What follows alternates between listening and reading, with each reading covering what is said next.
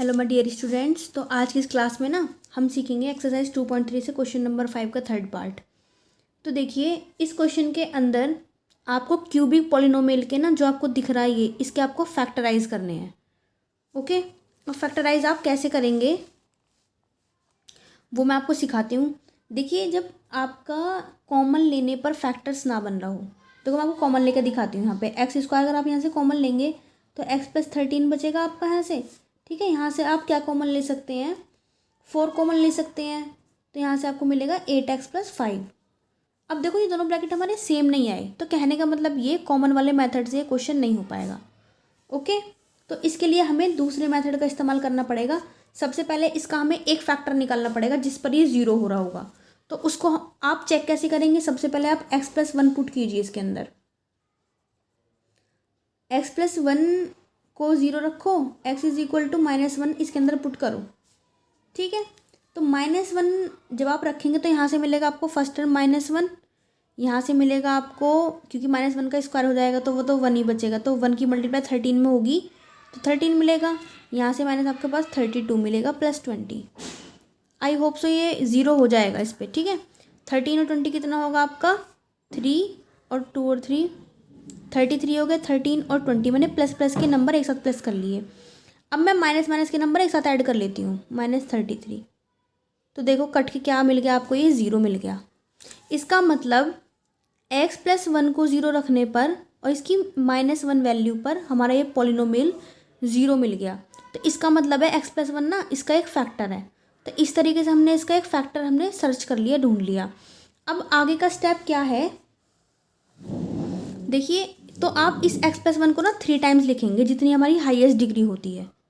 ठीक है, तो इस अब फैक्टर को हम 3 बार लिखेंगे, x+1 x+1 एंड x+1 लिख लिया। अब हमें ऐसे नंबर्स की इनमें मल्टीप्लाई करनी है और साइन अप्लाई करना है जिसको सॉल्व आउट करने पर ना हमें ये अपना पॉलिनोमियल मिल जाए। ठीक है, तो देखो अब यहाँ पे आपको क्या चाहिए, x³ चाहिए। तो आप किसकी मल्टीप्लाई कर सकते हैं, x² की। ठीक है, तो x² की मल्टीप्लाई x के साथ होगी तो x³ मिल गया, नहीं मिल गया आपको। अब अगले टर्म पे फोकस कीजिए, x² बन जाए x²।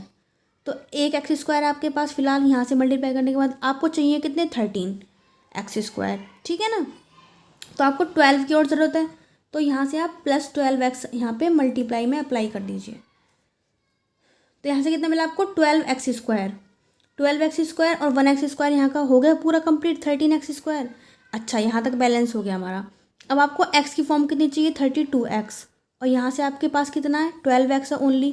कितने की और ज़रूरत है आपको, 3 से 2 गया 1 और 3 से 1 गया 2, 21x की और ज़रूरत है आपको। कितने की, 12 तो भैया आपके पास यहीं, तो कितने की और ज़रूरत है आपको, 20 की और ज़रूरत है आपको।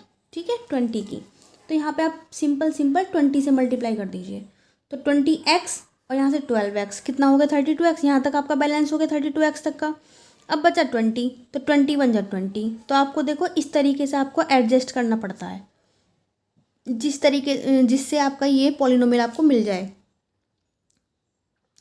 तो अब देखिए, यहाँ से यहाँ तक का आई जस्ट होप आपको क्लियर है। स्टेप मैंने कैसे किया, सबसे पहले मैंने इसका एक फैक्टर निकाला, उसको जितनी हमारी हाईएस्ट डिग्री होती है उसको उतने टाइम्स लिखते हैं, लिख दिया ये वाला 1 2 3 बार। इसको भी इस तरीके से मल्टीप्लाई वगैरह किया हमने नंबर से जिससे कि हमें यही पॉलिनोमियल मिल जाए। ओके, तो इससे अब आगे स्टेप पे आप फोकस कीजिए। x+1 आपका फिर से कॉमन है, x+1 आप फिर से कॉमन ले सकते हैं। ठीक है, ये ले लिया हमने कॉमन। क्या क्या मिलेगा आपको, यहाँ से x² मिलेगा। ओके, यहाँ से आपको मिलेगा 12x, यहाँ से मिलेगा आपको 20। अब देखिए, ये क्वालिटी का आपका एक पॉलिनोमियल आपको और मिला। अब आपको इसके भी फैक्टर करने हैं। एक बात मैं आपको बताना चाहूँगी, जितनी हमारी हाईएस्ट डिग्री होती है ना पॉलिनोमियल की, उतने ही उसके फैक्टर्स आते हैं। ठीक है, ये बात आप ध्यान रखिएगा, ये आपको पता होना चाहिए। तो देखिए, इसके हम फैक्टर्स कैसे करते हैं क्वाड्रेटिक पॉलिनोमियल के, कि जो कांस्टेंट टर्म होती है ना उसकी मल्टीप्लाई करते हैं हम x² के कोफिशिएंट से। तो 20 बन जाए 20। ओके, अब 20 के ऐसे फैक्टर्स जो मल्टीप्लाई करके तो 20 ही आए बट प्लस करके 12 आए। बताइए, ऐसे कौन से आपके फैक्टर्स हो सकते हैं, ऐसे कौन से 2 नंबर हो सकते हैं जिनको मल्टीप्लाई करके तो 20 ही आए और प्लस करके 12 आए। तो 10 2 जा 10 और 2 ऐसे 2 नंबर से हमारे, देखो मल्टीप्लाई करेंगे तो आप 10 टू द 20 और प्लस करेंगे तो आप 10 और 2 12। तो कैसे लिखेंगे इसे आप, एक्स स्क्वायर, इस 12 के प्लेस पे 10 + 2 लिख देंगे और बाकी एक्स का एक्स ऐसे एज इट इज़ और 20, ठीक है। एक्स + 1, अब एक्स स्क्वायर, इस एक्स की मल्टीप्लाई करो उसके अंदर, 10x + 2x + 20। Is that clear? यहाँ से तो बहुत ही आसान है, कुछ भी नहीं है, अब सिर्फ कॉमन लेने का वर्क है। यहाँ से आप x कॉमन ले सकते हैं, यहाँ से मिलेगा आपको x + 10। यहाँ से इन दोनों टर्म से हमारे 2 कॉमन है, x + 10 मिलेगा हमें यहाँ से x + 1। अब x + 10 कॉमन है हमारा फिर से, तो x + 10 और x + 2। जब भैया आप यहाँ से x प्लस जो है 10 कॉमन लेंगे तो यहाँ से आपको x + 2 ही तो मिलेगा, ये मिल गया। देखो हाईएस्ट डिग्री कितनी थी आपकी 3, और देखो आपके 3 ही फैक्टर आ चुके हैं 1 2 3। इसे ज़रा आप अब सीक्वेंस में लिख दीजिए, बाकी आपका क्वेश्चन ये हो चुका है, इसके फैक्टर्स हमें मिल चुके हैं, यही तीनों इसके फैक्टर्स हैं। तो आई जस्ट होप आपको ये प्रोसेस बिल्कुल समझ में आया स्टेप बाय स्टेप। देखो थोड़ा सा लेंथी है, थोड़ा सा हमें स्टार्टिंग में माइंड लगाना होता है, बट देखिए मैथ्स के अंदर कुछ चीज़ें आपको इजी भी देखने को मिलेंगी, कुछ चीज़ें आपको टिपिकल भी देखने को मिलेंगी, बट हमारा वर्क क्या है, उस चीज़ को कॉन्सेप्ट वाइज अच्छी तरीके से समझना, डाउट आता है तो उसको पूछना और बार बार प्रैक्टिस करना।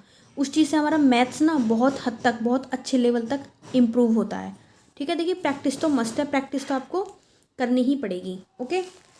अब देखिए इसका नेक्स्ट पार्ट आपका है 2y³ + y² - 2y - 1। देखो इसको ना, इस क्वेश्चन को हम इस मेथड से डेफिनेटली कर सकते हैं, बट मैं आपको फिर बोलूँगी अगर कॉमन लेने से फैक्टर्स आपके बन रहे हैं तो आप फैक्टर्स वाले मेथड को ही, आई मीन टू से कॉमन लेने वाले मेथड को ही आप एप्लीकेबल कीजिए, क्योंकि वो थोड़ा इससे ईजी पड़ता है, कम स्टेप्स में हो जाता है।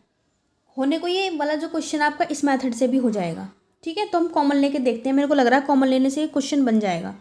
तो इन दोनों टर्म से आप y² कॉमन लेके देखिए, क्या मिलेगा यहाँ से आपको 2y, यहाँ से +1 मिलेगा, यहाँ से -1 कॉमन ले लीजिए आप इन दोनों टर्म से, तो आपको मिलेगा यहाँ से 2y + 1। देखिए हमारा ये कॉमन लेने से क्वेश्चन बन गया। तो देखिए अब ये दोनों चीज़ हमारी सेम आनी चाहिए, ब्रैकेट्स आफ्टर टेकिंग कॉमन लेने के बाद, ठीक है ना। तो हमारे आ रहे हैं, तो इसका मतलब हमारा ये वाला जो क्वेश्चन ना कॉमन लेने से हो जाएगा, हमें इस मेथड को लगाने की कोई ज़रूरत नहीं है, ठीक है। तो यहाँ से 2y + 1 आप कॉमन ले लीजिए, ये ले लिया हमने। यहाँ से क्या मिला आपको y², यहाँ से क्या मिला आपको -1। अब इसको हम फिर से इसके फैक्टर्स कर सकते हैं a² - b² वाली प्रॉपर्टी से, मैं साइड में मेंशन ज़रूर करूँगी। देखिए क्या होती है, a² - b² की एक प्रॉपर्टी होती है, ठीक है। इसको हम एक बार ऐड करते हैं और एक बार करते हैं माइनस। तो इस चीज़ को आप अप्लाई कर दीजिए अपने y² - 1 के ऊपर। यहाँ पे हम स्क्वायर की फॉर्म में से लिख सकते हैं, तो आप लिखेंगे y + 1 और y - 1। बस इसके फैक्टर्स हो चुके हैं। सीक्वेंस में लिखना चाहे तो आप लिख सकते हैं y - 1, y + 1, 2y + 1। बस यही इस क्यूबिक पॉलिनोमियल के फैक्टर्स से। देखिए थोड़ा ये इजी पड़ता है इसके कंपैरिजन में, आपकी चॉइस है। अब मैंने आपको दोनों तरीके के फैक्टर्स सिखा दिए हैं, ठीक है। आप इससे भी कर सकते हैं इस क्वेश्चन को, और इससे भी कर सकते हैं, इससे भी कर सकते हैं, ठीक है। कभी कभी कॉमन लेने पे नहीं बन पाता ना क्वेश्चन, तो फिर डेफिनेटली हमारा फिर यही मेथड हमारे काम आता है, okay. So I just hope आपको ये 2 क्वेश्चंस बहुत अच्छी तरीके से इस वीडियो के मीडियम से समझ में आए हैं, ठीक है। तो बार बार प्रैक्टिस कीजिए, कॉन्सेप्ट को अपना पक्का कीजिए। अगर आपका कॉन्सेप्ट पक्का है ना, फिर तो आपके सामने कोई भी क्वेश्चन आ जाए आप उसमें में अटकेंगे नहीं बिल्कुल भी, कोई भी आपको डाउट नहीं आएगा, कोई भी आपको किसी भी तरीके की प्रॉब्लम नहीं आएगी, ओके। तो इसी के साथ ये ना पूरी एक्सरसाइज फिनिश होती है आपकी। इसमें 4 ही पार्ट्स थे जो कि मैं आपको एक्सप्लेन कर चुकी हूँ। बाकी नेक्स्ट क्वेश्चन देखेंगे हम नेक्स्ट वीडियो में। तब तक के लिए good luck for your study. Thank you, thanks for watching this class.